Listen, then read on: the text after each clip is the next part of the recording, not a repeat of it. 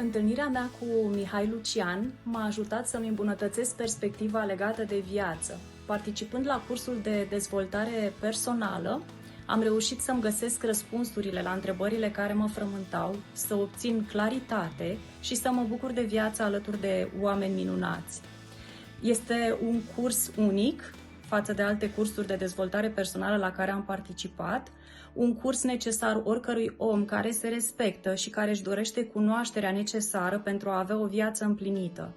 Așadar, dacă și tu îți dorești să ai parte de vindecare, sănătate, claritate și echilibru în viață, te invit să participi la cursul de dezvoltare personală susținut de Mihai Lucian. Aici vei întâlni un mentor cu de toate care te va ghida pas cu pas către cea mai bună versiune a ta. Te aștept cu drag! Bună, sunt Corina Sindie și te invit la curs. Se apropia ziua mea de naștere, iar a doua zi trebuia să plec în vacanță. Și atunci am primit un cadou. Am văzut un videoclip cu o persoană care mi-a transmis încă din prima clipă o energie caldă, înaltă și vindecătoare. Iar apoi am pășit într-o sală plină de oameni la cursul de dezvoltare personală susținut de către Mihai Lucian.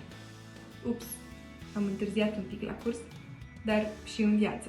Asta am realizat după curs. Dar revenind, sunt recunoscătoare Universului pentru întâlnirea cu acest om minunat.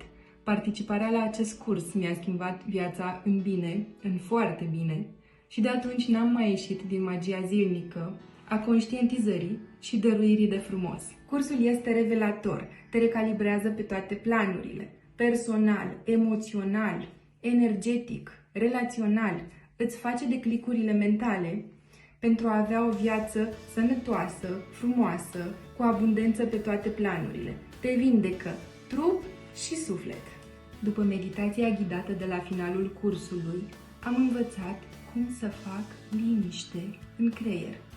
Da, poți da și tu liniștea mai tare în capul tău, iar beneficiile conectării cu sinele sunt nelimitate.